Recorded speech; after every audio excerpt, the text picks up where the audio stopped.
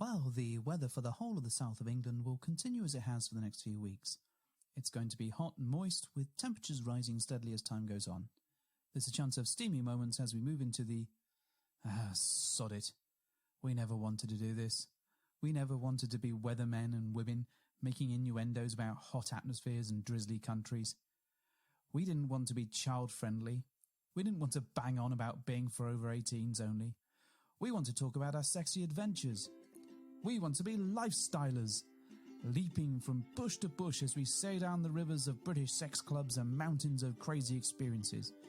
The cheeky purple mamba, the liquid silk pumped liberally into our hand, the rodeo classic brief harness complete with Tantus curve, the Enjoy Pure One stainless steel dildo, the hot octopus digit, the ever so short messages on Fab Swingers, the sexy friends on Twitter, and the mighty vanilla alternative. With my best girlie by my side, we'd swing, swing, swing. Get in the gym or to your car. With our advice, you could go far. We fuck things up and we make mistakes. And talk about our sexy dates. It's getting hard for this to rhyme. Just as well, 'cause it's bed hopping time. Hello and welcome to Bed Hoppers. My name's Mr. H. And I'm Mrs. H. This is episode 78. Now again, this is one of our Fack Off specials. You're so rude. Oh, no, not rude. It's an FAQ off. That's better. Special. Fack off. Brilliant. Same to you. Yeah, thank you Moving very on, much. son. Yeah, exactly. So we've brought along some special guests this time with us. In fact, we've brought along special guests with every I single was one. going to say they're all special, surely. They're all special in their own way. In Just their as own you, way. listener, are special in your own way. Oh, Aw. that's nice. Yeah, thanks for downloading us. You're Aw, very kind. cute. Anyways, this time round, we're going to be talking to the delightful Normalizing Non Monogamy. That is quite a mouthful. It is. And I'm then- amazed you got it out, to be fair. And then I have trouble saying it. The Normalizing Non Monogamy. You're trying to do it. I have to do it slowly to get it right. Step in time, step in time. I mean, they must be really good at it. They, what, You know, normalising saying their own- non-monogamy? Saying their own name. Good at it and good at saying their own name. They're just good at stuff generally. They're generally good at stuff. They're good at talking as well, which is why we have them on. Exactly. They were also good at math, as he, points out to me, I think, throughout the course of the I episode. think he does, yeah. Yeah, he probably does. And if he doesn't in the episode, it was cut out because I hated him telling me that. Wow. Yeah, I know. Brutally. So Finn and Emma join us, and we're going to be tackling STDs in the lifestyle. And do you need to get tested? Well, I think you're going to be quite mindful of what the answer is going to be in this one, but we explore quite a lot of things, including a rather painful penis situation. I don't like the way you laughed at the painful penis situation. I was just remembering the hilarious banter that ensued. Thank you. Well, Not at the time of a painful penis. No, there was no hilarious banter to be had in terms of the painful penis situation. It sounds like a great sort of like little lyrics. The Ballad of the Painful Penis Situation. Exactly that. Well, anyway, let's play the thing. On to the interview. We got something that's just for you. Holy shit, it's an interview. Welcome to the Bed Hoppers Fack Off show. Thank you for joining us today. My name is Mr. H. I'm Mrs. H. Today we're going to be covering some interesting topics. Hopefully they're always interesting, but today it's particularly interesting, and we've got some special guests with us. They are returning guests to our show. They do a weekly podcast. I think they've got over 120 episodes out and about. God, you know your stuff, don't you? Slightly. I did a minor bit of research. I don't know any of this. Google. So 120 plus episodes. They interview people every week. You can find them on Twitter at NNM Podcast, and you can go to the website at normalizingmonogamy.com. It's quite the mouthful. Yeah, it is quite the mouthful. Anyway. And you messed it up. We're normalizing non-monogamy, not monogamy. Curses. Welcome, Finn and Emma. Thank you for joining our show, and apologies for getting that wrong. Did you That's actually okay. get it It's wrong? not the first time. Hi, we're happy to be here. It's good to Are have you you back. sure? Well, you see, the reason is that I've written this down and taken a sidestep already, and I just written normalizingetc.com. Is that like a... Is Which that we like have a to go and buy rival... now. Thanks for making us have to go buy a couple more domain names. That's a rival splinter group that's formed. It is. Normalizing... We actually should buy normalizingmonogamy.com and have it redirect to our website. Yeah, that's...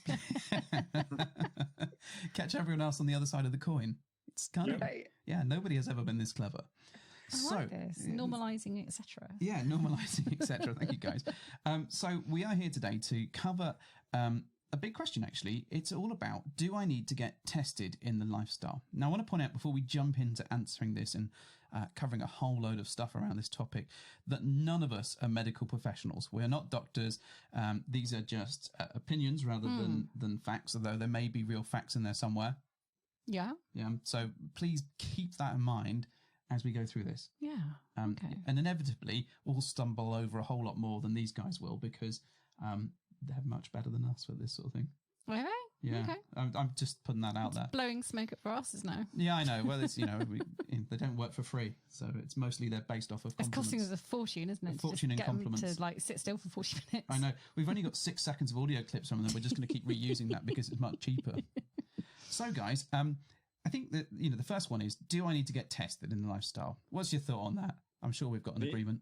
The answer is yes. Yes. And we're done. yeah, we're done. It was so nice to have you on the show. Thank you so much. And coming in at 6.5 seconds, super cheap to get them in this time. Thank you very much. Wow, we covered that so fast. Okay, maybe we should go a little deeper on this one. Ooh, and we all love that's what she said. Yeah. All right. Yeah. You can rely on me to say this every 12 minutes. Good. I'm glad you're adding some value today. Always. Yeah. The question is why should we get tested? Why? What's it all about? I think maybe the one of the easiest ways to answer that is, if you are going to, let's say, go have an interaction with somebody, go play with another couple, you would want to know whether or not, or what you're getting yourself into. Have they been exposed to an STI? Are they exposing you to an STI? And really the way to do that is to know your status, and the way to know your status is to get tested.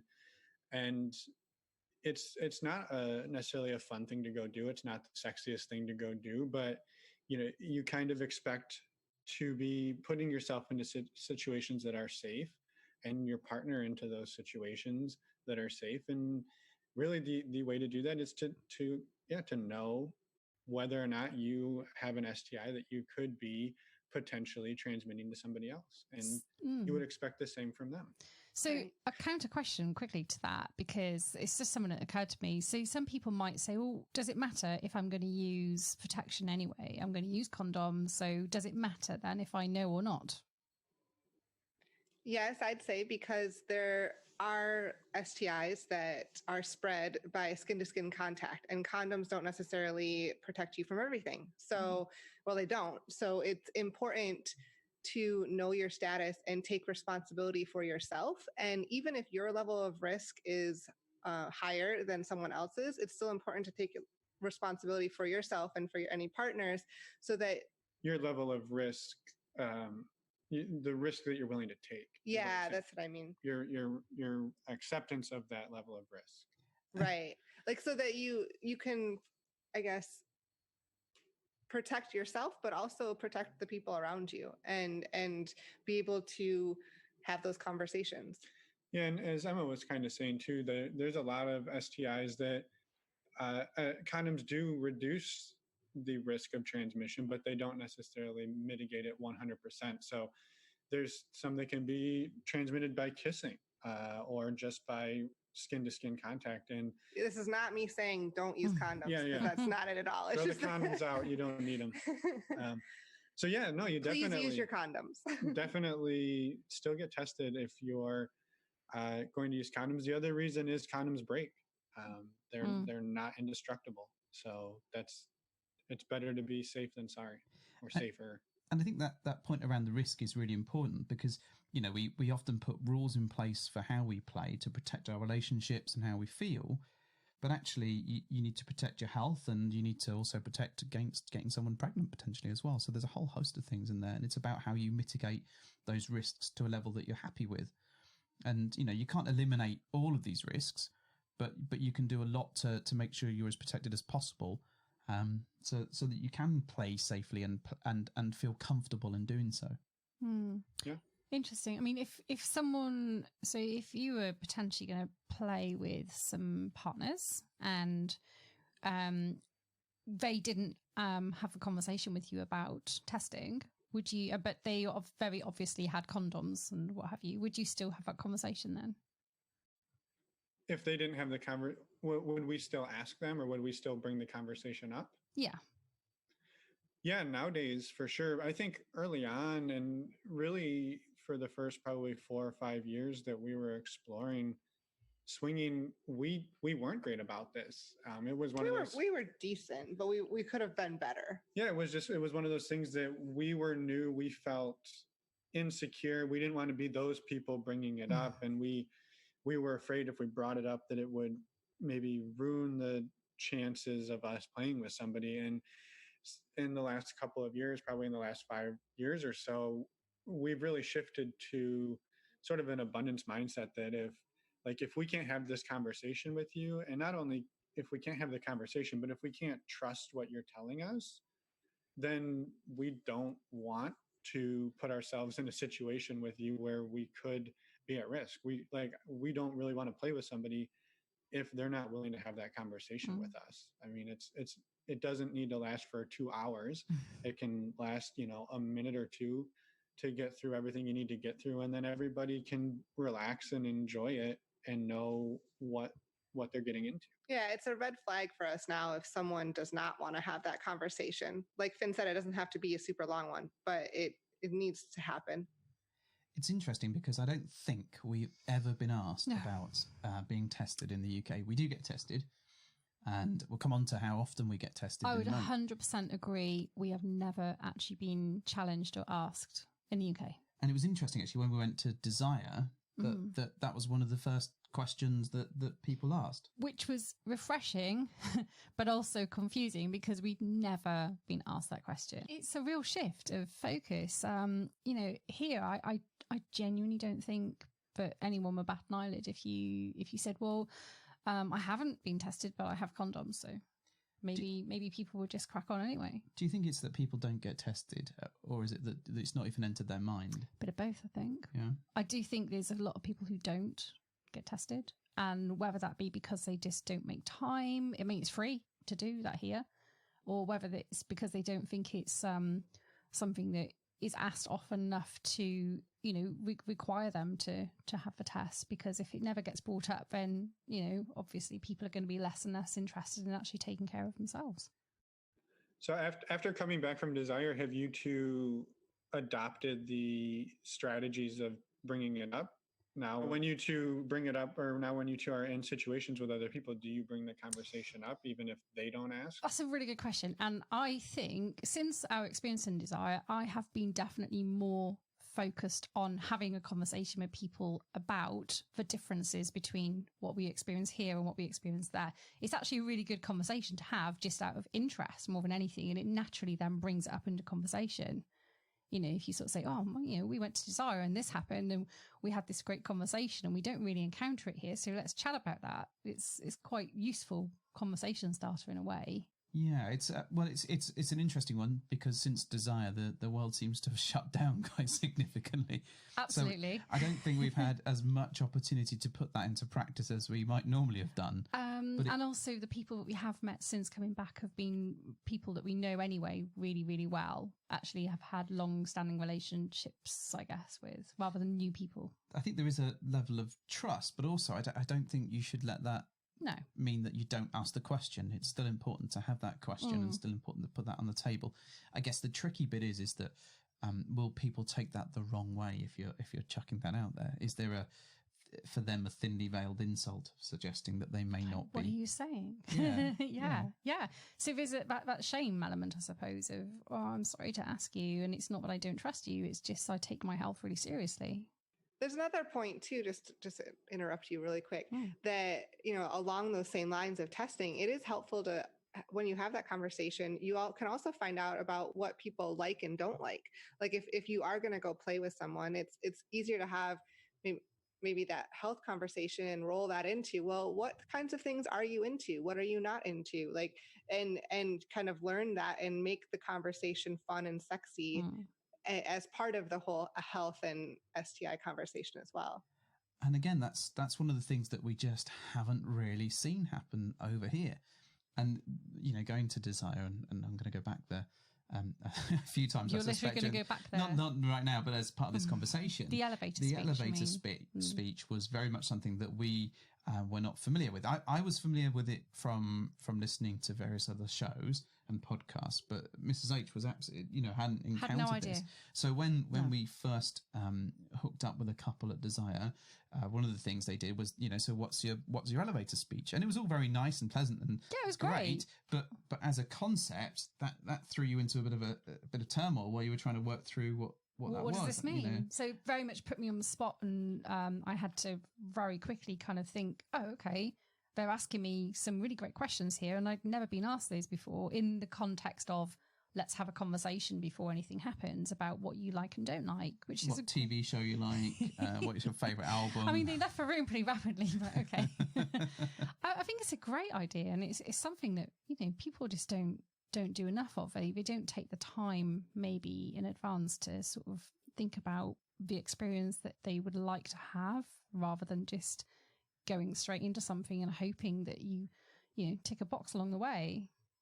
So yeah, I like it. So I'd like I'm curious to incorporate then on those experiences, when you had an experience after going through the elevator speech, did you notice that experience was any different, whether it was better or worse than experiences without being preceded by that? I think it made things a lot smoother, and it was a lot easier to get your head around the approach that you were going to take during that particular play session. But it's difficult because we're not comparing some of the activities that we've had at home to activities when you're on holiday and in a different country, and is a bit more tricky. But I felt that the whole approach was a lot smoother. That I knew where the boundaries were. I knew what was going to work for some people and what wasn't. Personally, I came out with my foreskin attached, which was a good thing. And do you know what? I think that was one of the best takeaways I had, that it's nice to know in advance what someone doesn't like. I mean, it's great to know what they do like, but actually very often it's even more useful to know what someone doesn't like, because at least that way you may not actually get to the point where you do something they really, really want you to do, but at least you don't do something they don't want you to do. And that's really important. You do, don't you? Don't do. Well, and on the flip side though, too, is you get the chance to tell them what you don't like. So you're not laying there or doing stuff with this person, and then all of a sudden this thing you hate starts happening. And you're like, oh no, I don't want to ruin the mood. I don't want to say something. So I'm just going to pretend and get through this. Yeah. And hope that it doesn't last that long. And it can be really uncomfortable. But you're right. Like something as simple for me as, an example for me is nipples. All right. I just really don't like people messing around with them. Just never really liked it. Your nipples are theirs. Mine. I'm just not a fan. But it's the one thing that people default.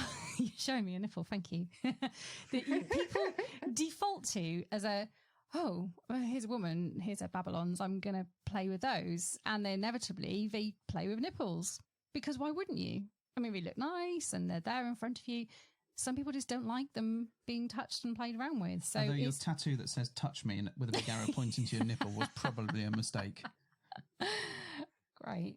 Sorry. It's just nice to know in advance, and it doesn't make it personal. Halfway through, you're like, please don't do that, I don't like it. They might be like, oh my God, what am I doing wrong? But if you say up front, I just don't like it, I don't like anyone doing it, it just gets out of the way. I think it's great. Nipples are safe. Safe nipples and foreskins are where it's at. That's the future. Absolutely. I think. Yeah, and again, with a foreskin, it's just such a good thing to get out of the way and tell someone that I have one, I would like to keep it. Yeah, there I think you go. That swiftly became part of my elevator Get speech. on a t-shirt. And that certainly from coming from a place where I do have a foreskin and meeting people that aren't so used to dealing with people that do have them. Yeah. That there was a level of safety that I felt was needed to be put in place after one or two experiences, and that made things a lot simpler. Protect the foreskin. Yeah, exactly. I just also wanted to throw out there too, because you were talking about the elevator speech, and if anyone wants to do a little bit of digging and have, research find some research on this. There's Reed Mihalko has put out the Safer Sex Elevator Speech, and he outlines a whole list of it's not that long. No, it's not that long. It's like it's basically 6 items. It's basically a framework to help you organize your thoughts about what you're going to cover in your elevator speech. Exactly. And, we'll send you guys links to this so you can maybe throw it in the show notes, because it's a really quick, concise way to get through the things you like, the things you don't like, your status, when you were last tested, how you play, all of the things that you need to get out of the way so people don't touch your nips. I was going to do an instructional video. I thought, you've got to watch this video what before about nipples? You can play with us. Yeah. Oh, right. Oh, classic things that Mrs. H doesn't like, which is quite a long list, really, isn't it? It's just generally ranty, really, though. So it'd be like one of the 2-part, like when Titanic first came out on VHS, and it was two VHS tapes, or like a DVD that you had to flip. Yep. I appreciate people maybe like too put off to go near me after the list because they're like, geez, like, is there anything she does like? Well, absolutely the stuff I like, but we'll get on to that. For now, this is the stuff I don't like. What you could do is just say the stuff that you do like and then say everything else is off the table.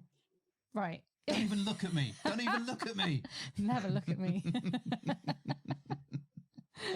No, I do think the elevator speech or pitch is kind of one of those really useful tools that once you've actually seen it in action, it works a lot smoother than you'd think. And certainly when I first heard about it, I say me because you didn't, I was like, it kind of feels a bit awkward. Like a job interview.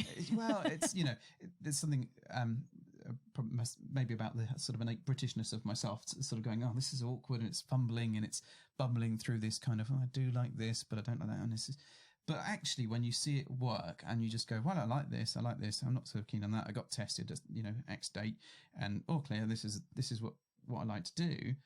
That's not that difficult, and that just literally opens the door to a much smoother sexy time. Yeah, although it's totally awkward for your partner if they're listening to this list going, oh, never knew that. Hastily starts writing things down. We've been married for 20 years and she never said she didn't like that. Yeah. Yeah, everything got a bit of paper. So write this down real quick. And I think you kind of touched on a good point there, though, Mr. H, is that like it's almost a little awkward, but first of all, it doesn't have to be. Like, you can kind of make it fun and you can keep it short and work it in at dinner. If you're, work it in while you're sitting around having a drink before everybody starts to get naked.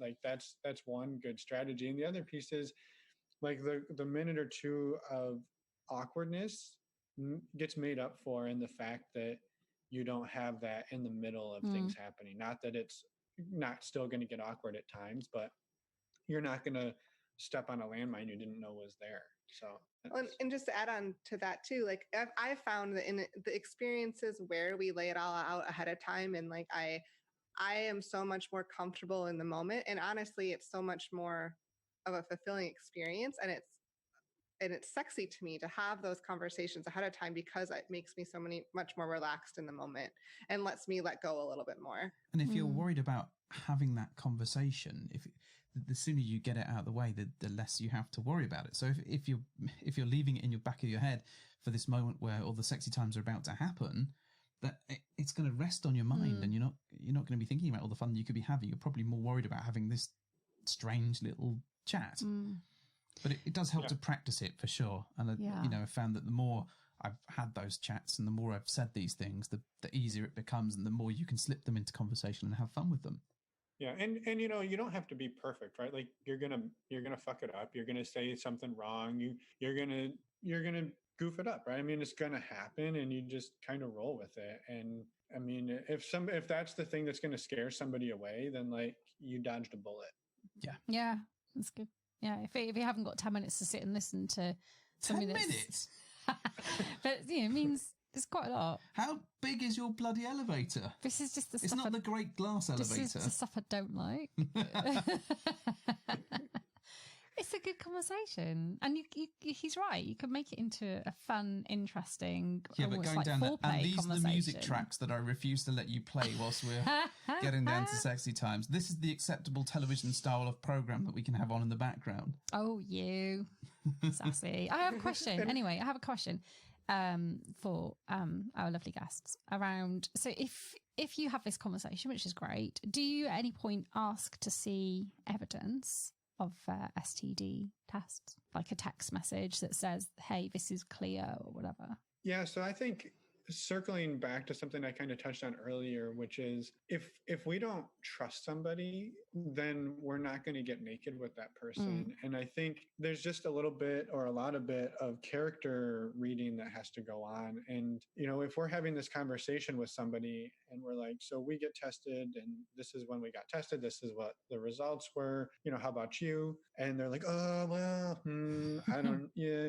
And it's really off-putting. Like, do I even really want to ask them for their results, or do I want to kind of just say, you know, sounds like this maybe isn't a good fit? Like, yeah, we could ask for the results and they could show us some results and they are probably their results, right? But at the same time, like at that point, I've already kind of gotten a little uncomfortable. And well, I've been in a situation where someone has asked me for results and I had we both exchanged them. There was no issue whatsoever. It was I felt totally comfortable with that. And that was just, that made, in that situation, it made that person more comfortable to see them. Yeah. And I guess I wasn't trying to say that you shouldn't ask. I was just like, if you feel more comfortable by asking and you ask and somebody's like, no, fuck that, then again, you dodged a bullet, right?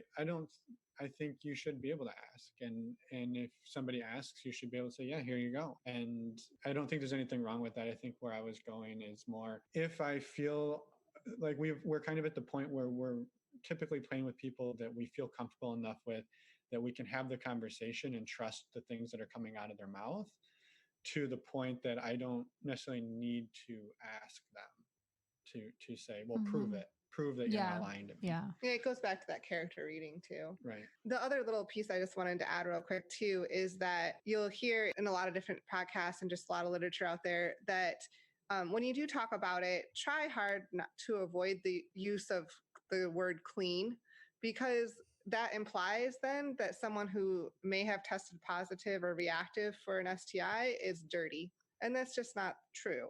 So we try to encourage people to use the terms like I was reactive or non-reactive, because it takes away some of the stigma. And I suppose for me, if I hear the term clean, for rightly or wrongly, it brings up images or implies drug use to me, maybe. So saying you're clean maybe right, that I'm drug free. We're heavy into drugs, so we have to answer we're not clean. Clean as a whistle, but I'm really high. One of the things I have seen people do actually occasionally in the UK, and it tends to be single guys, will post their results. Oh, really? As their profile picture. Really? Yeah. To show I that have they're clean. not seen that. I've only seen it a few times, but it's an interesting way of doing it. But it's interesting. Yeah, it's being out there, isn't it? Absolutely. Well, definitely, but... I'm all for it. I mean, if the more transparent, the better. Honestly, yeah. Yeah, I genuinely haven't seen that. Look at the same site. What have you been looking at? I haven't looked for a while. Just too busy looking at the cock shot. That's what it was. You scrolled straight past the papery Unlikely. thing. So one of the things that I did want to cover is, you know, we've talked about whether it's important to get tested, and I think we all unanimously agree that it's a good thing to do. How often should we get tested? Is it after every play session to minimize that risk? Is it every 6 months? Where do you guys sit on the line with this one? For us, it really depends how active we are too. In general, usually one of us will get tested either every 3 months or every 6 months. And then if we're doing the offsetting, we have to make sure to have loads of unprotected sex together. So we're making sure that we're on the same level. I hope people know you're sarcastic. And that's why we're not doctors. So we typically every 6 months, and like we said, we kind of stagger it. So every 3 months or so, one of us is getting tested. I mean, it's not a foolproof plan, but it's also a little bit cheaper, and it works for us. And that's also based on our level of play and our frequency. Our frequency of play. That's what I mean. So if we were more active, we would get tested more often, and if like times where we're not active, we get tested less frequently. Or if there was some type of incident, a condom broke, or something happened where one of us was concerned, we would get tested. We would probably get a test as well. How quickly does it take for results to come back? For results to come back, I think it really depends on where you get tested. The way that we do it, we usually get them in a couple of days. 48 to 72 hours. 72 hours. But something to keep in mind is that with tests, with STIs, a lot of them have a sort of an incubation period or a hibernation period, which I'm sure people today are familiar with, coronavirus, right? If you were exposed to it on the 1st of March, you may not show any symptoms or even be able to test positive or reactive for it for 2 or 3 weeks, right? And so a lot of STIs have an incubation period as well. So if a condom broke yesterday, getting tested today isn't necessarily going to tell you if you were exposed to something. In the UK, it's quite quick, isn't it? Well, it depends on how you're doing it. So quite often in the UK, there are a variety of options to get tested. So the NHS, parts of the country get free tests. Not all the country, as I understand it. And typically you can just log online, tell them what you're after, and they'll send you a kit that you can tell yourself, even the blood yourself. thing you can do from home. Well, you can't, you've got no veins, but Thank you. Or you can book a visit to one of the gum clinics or whatever and go and get tested there. But that would take a bit longer because you'd have to make an appointment and go there. Yeah, but actually a large number of companies now provide kits or will sell you kits where you can get tested. So Lloyd's Pharmacy will do a sort of fairly basic test for about £30, and they'll send you the thing to test various bits and bobs. You can get a complete and utter super test, which sounds really hard and probably involves math. But that works out IQ levels. Yeah, IQ levels at about £120 if you want to go for the super screening. And sir, you're clean as a whistle, but you're stupid. Yeah, because you paid 120 quid for it. But and again, it's very much you get sent a kit in the post, and you get to wee into a container, and they'll test your blood, and they'll do all sorts of whizzing magical things. And you send it off. But typically, the response is sort of 2 to 3 days, much like you guys in terms of getting that information back. So if you're in the States, where should people go to get tested? What's the route to it? Well, a lot of people can get tested with their primary care physician, and a lot of, depending on your doctor and depending on your health insurance, you can get health insurance to cover a portion or sometimes all of that, depending on, again, where you live, what your insurance is, and who your doctor is. So there's a lot of ifs there, but a lot of people do it that way. And it does, of course, involve having that conversation with your doctor and making sure that you might have to answer the question why you want the test. And we also use stdcheck.com, which is a way to get tested. You just fill out the form online, you pay, and then you go to, there's little small clinics around the US that you can go and give a blood draw. Yeah, there's 2 basically nationally franchised, I guess, or national chain clinics, and they partner with those 2 clinics. So pretty much every town has 1 or 2, and you can basically print off the form or have it faxed to them. You can walk in and get, I could probably pull it up right now, submit the form, go over to the clinic and have my test done in the next hour if I wanted to. Yeah. And then I would probably have the results in a couple of days at the most. You can also get tested at Planned Parenthood, and there are a handful of free testing clinics around the US. It depends what city you live in. And there's a good resource for that, and it's free stdcheck.org, I want to say, and I'll send you the links to that as well. But people can also go to our website under the resources page, and all of those will be listed. Shameless plug. Yeah, sorry. You have a website? Is it just normalizingetc.com? Yeah. Yeah, it's monogamy.com. Hanging my head in shame, but not because I didn't get tested. Just We'll forgive you. It's okay. Thank you. I would maybe really quick take a second to shamelessly again plug an episode we did a couple of months ago. Back in February. With a doctor who works very, very closely with non-monogamous community. And she's part of an organization called Sex Positive Portland. And it was episode 1.3 of the Focus Fridays, and her name's Dr. Evelyn Dacker, and she talks all about STIs and the symptoms and stigmas and everything you could ever want to know. So it's a really great. It was released February 14th, 2020. How romantic. Valentine's Day. Yeah, exactly. A romantic episode listening to someone talk about STIs, but she does a wonderful job. Cool. Thank you. And she is a doctor, which is why we wanted to bring it up, because we are not doctors. Because we are not. One thing I did want to touch on was that with a lot of the STIs that are common, the stigma behind getting or contracting an STI is often far worse than the medical symptoms or the medical sort of, depending on who you are, but yes. Yes. Again, this is not a blanket sweeping statement. It's just for a lot of people, right?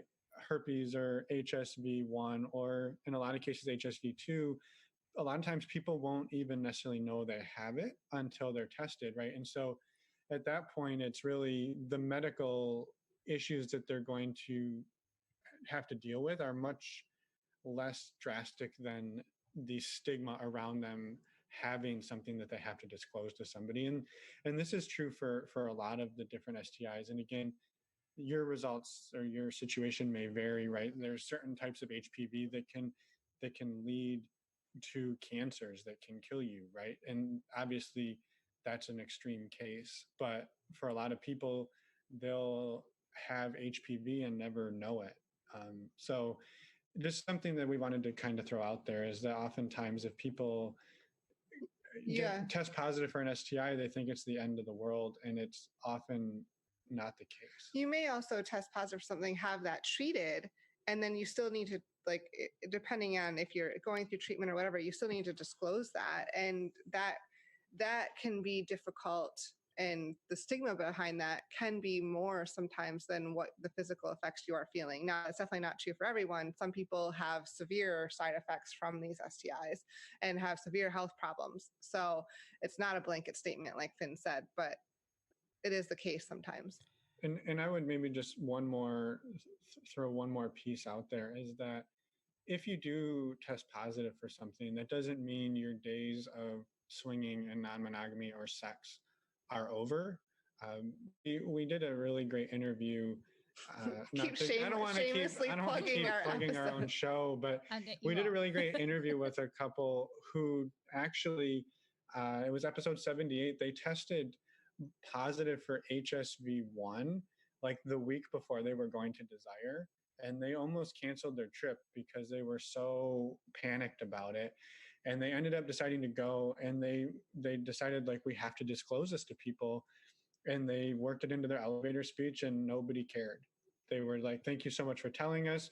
We understand that this is a very common thing, and we're willing to take that level of risk. Or, there may have been some people who said, thank you for telling us. We're going to do this, this, and this to mitigate the risk. And now we know what to do to keep ourselves safe. So I just wanted to kind of wrap up the whole STI thing with saying that, like, if you get something, it's not, your life isn't over. Your swinging life isn't over. Your poly life isn't over. I think that's so important. I think there's two bits there that I want to pick up on, actually. And one is the around the stigma and your mental health that goes with it, and discovering that you've picked something up, and it may not even necessarily be through your lifestyle encounters. It could be, something that you've had for a long, long time that you've just not known about.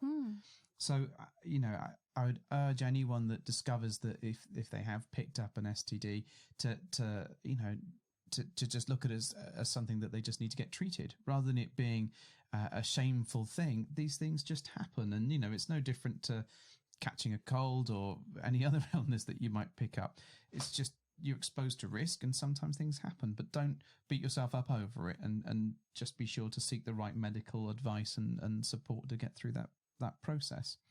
I think the other thing is around telling people, actually. So if you do discover that you have picked up an STD somewhere along the lines, it's really important to tell people that you're interacting with, not only for the ones that you're about to interact with, if it's pertinent, but actually it might be a good shout that if you've played with people recently, to go back and have that conversation. As awful as it is, and as difficult as it may well be to have that conversation, I would say it's much better to have an open and honest discussion with your previous play partners, just to make sure that they're safe, because some of these, as Finn said, some of these things can cause things like cancer down the end of the line, or they can cause further problems it's much better to do that now and help someone out rather than for them to discover it, weeks, months, years down the line when it can really cause some very permanent damage. So I would say that, if you do discover that you've had an STD, get it treated, but also be mindful to talk to your partners about it. And it's largely pointless trying to hide it from your partner as well. Because I think I've seen a few messages on various Reddit posts where someone is trying to hide it from their wife or husband and not let them and not let them find out. Well, the chances are you've probably passed it between you. So it's always a good idea for both of you to get checked out if you discover that there's something there and have that honest and open conversation. Awkward. Yeah, well, it would be, wouldn't it? It's so awkward, right? Yeah, and that's why having these open and honest discussions are so important, because you down the end of the line you don't know how it's going to impact you and impact your own health. Yeah. Let alone the trust or whatever that you have between you. Wow. Okay. Is that fair? Yeah. I would say so. Okay. All right. Fine. So I've been meaning to have this conversation with you. Awkward. just a little bit. So I think we've kind of covered the topic fairly succinctly. Is there anything you guys would like to add about STDs, getting tested, having elevator speeches, anything like that? I think we covered a lot of it. I think it's just maybe something just to reiterate is that the conversations aren't always easy. You're going to mess it up. You're going to say something stupid. You're going to make mistakes, and it's going to be a little weird the first 1, 2, or 20 times you do it. But again, you can learn a lot about somebody by how they react to these conversations. And again, go into it with a bit of an abundance mindset that, like, if this conversation is the turnoff that stops you from playing with somebody, then you'll find somebody who it's not, and it'll be a much better experience.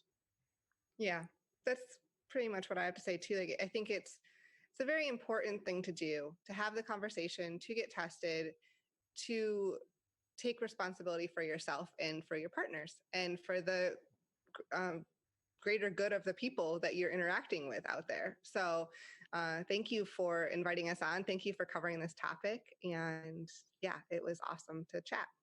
Thank you. Well, I have one more question. Do you? Okay. Yeah. I was going to say, we're happy to get off on a tangent about something else if you want. Well, like, it's your show. We can ruin it as much as we want. So, I mean, it's obviously related to the topic we're talking about, but my question was mainly around the use of dental dams. Because speaking personally in the UK, again, and sweeping generalisation, but I don't think anyone has ever asked us about them, and we've never encountered them. Are they quite common in the US? We've never really encountered them or experienced it. We've never had anyone ask to use one. But obviously we've heard of people using them. I think if someone did ask for us to use them, we would definitely use them. But it's also part of, you might have been about to say this, it's part of that conversation. I think if someone, if we had that safety conversation, status conversation, and something was disclosed, we would not hesitate to potentially add that extra level of barrier and protection and use a dental dam if that made sense in the situation. Yeah. One thing that, sorry for interrupting. No, you didn't interrupt me. One thing that gets tossed on top, and that's a great point, Mrs. H, is that the part of the safer sex elevator speech is, what do you do to protect yourself? And so that's the time when you say, we use dental dams, we do this. It's another great time to say, I have a latex allergy. So if we're going to take this to the point where we need condoms, we need to use the special condoms that are latex free, or whatever the other precautions or things that you need to make somebody aware of. So you're not in the middle of this and having some type of allergic reaction. That's probably not the sort of reaction that you want, is it really? Midway through play and finding that you're allergic to condoms. No, wouldn't be good. No.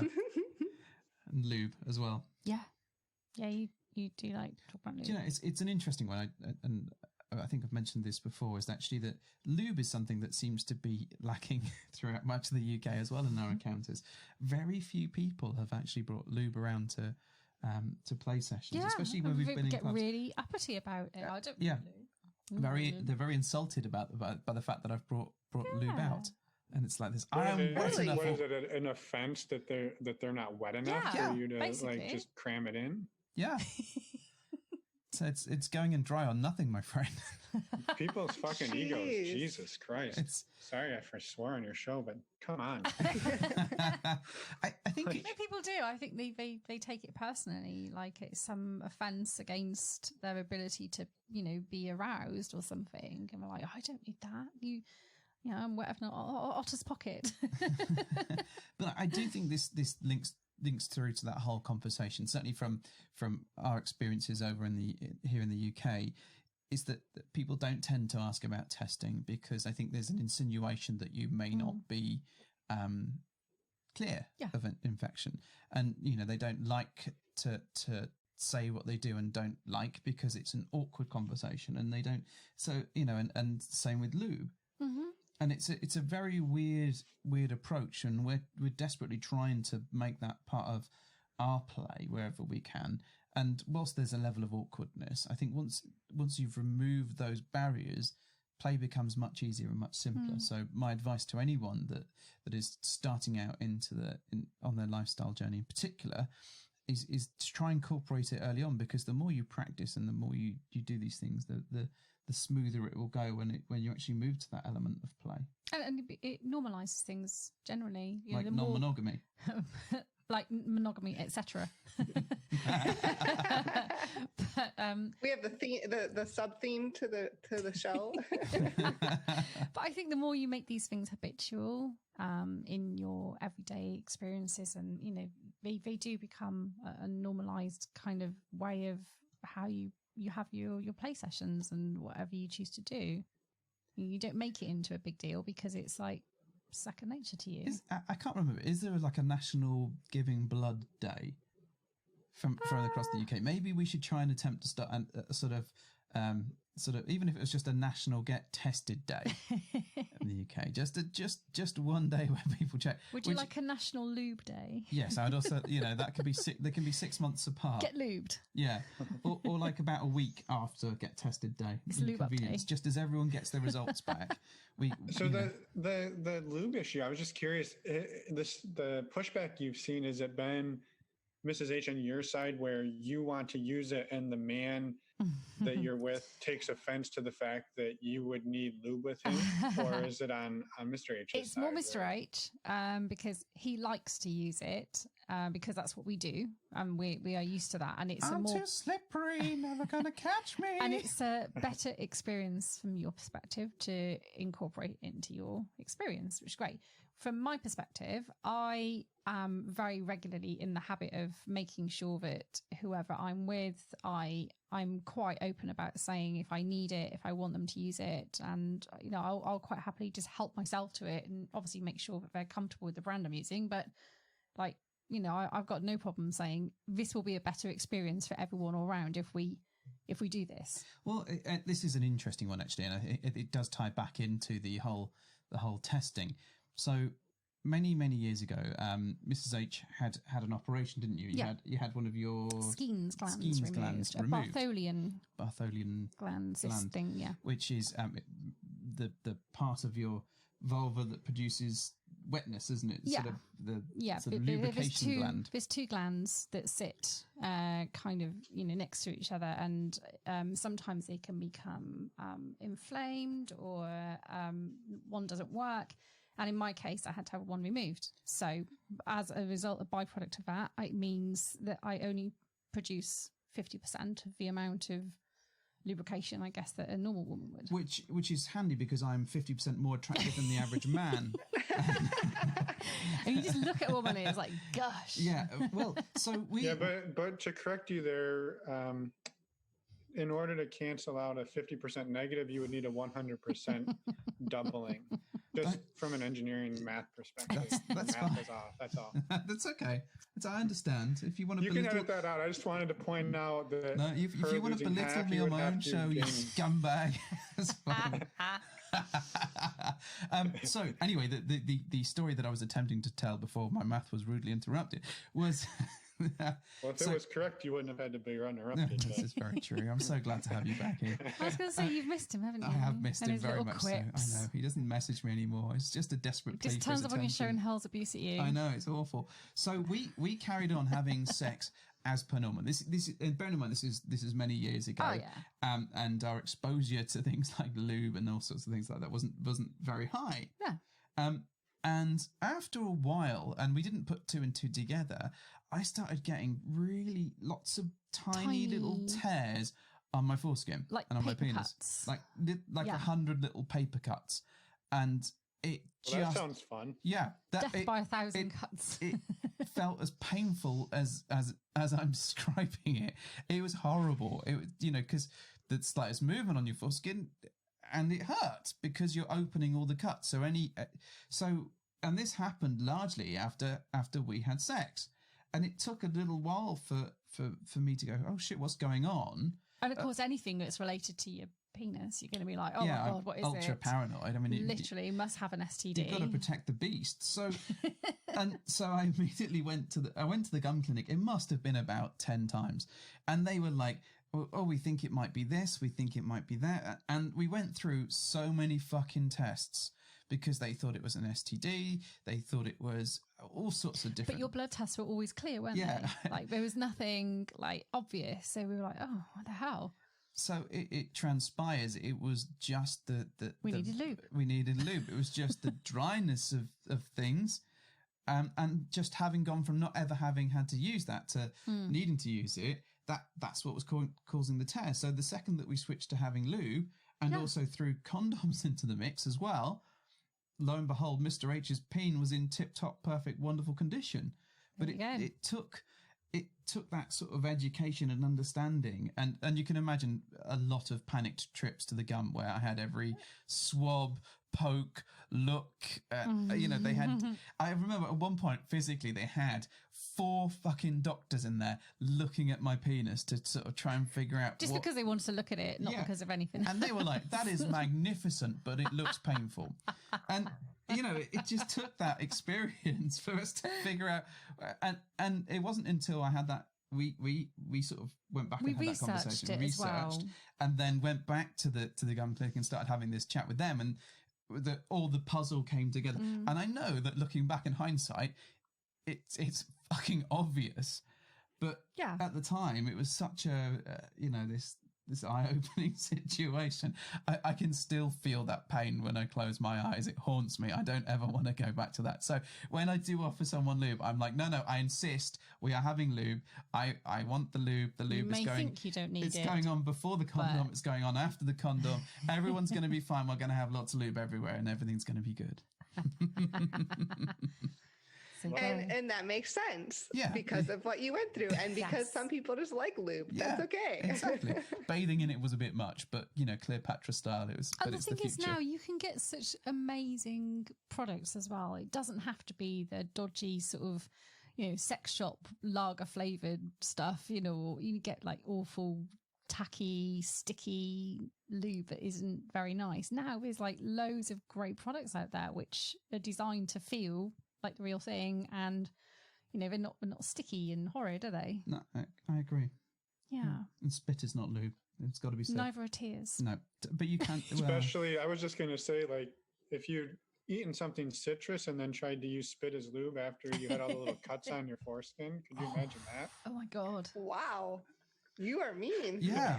Why are you being so mean to me, I'm just Finn? banking on nobody's still listening, so that statement will just, no one will ever hear it. I'm keeping this in. This is going to be beautiful. I'm going to move it right to the front of the podcast. That's the opener. Yeah, exactly. That's the trailer right there.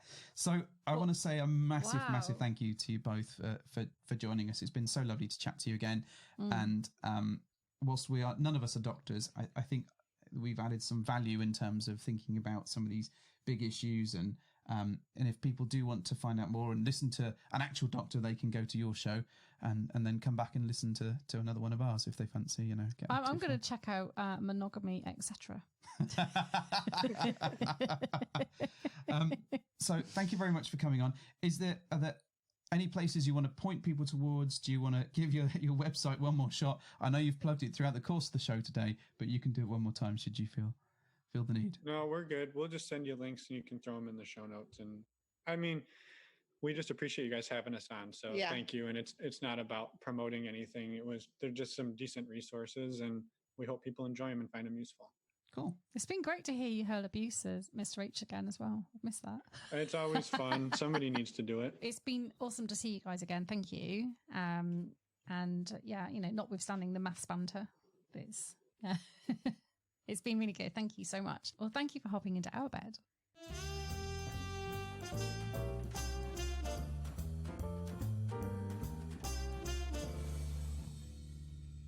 So thanks again to our marvellous special guests. Oh, you're not going to say the names? Good. What are they called? Normalizing Non Monogamy. And what are their names? Finn and Emma. There we go. Thank you to those guys. And also special thanks to my partner in crime, Mrs. H, for failing to complete my... Oh, sentences. Oh, my God. Look, how am I supposed to know? I can't read your mind. Or apparently the cues. No, apparently not, No. So anyway, speaking of cues, we hope that you're safe and well. It seems that the UK is starting to open up a little bit. A little bit. Yeah. But with lots of restrictions in place. Exactly. And that basically means that everyone is queuing around the block just to get to Primark. Yeah, pretty much. Or to go and buy trainers. Yeah, the Primani queue. Yeah. Most importantly, there is still not a hairdresser open, so my locks that won't happen until July. continue to grow.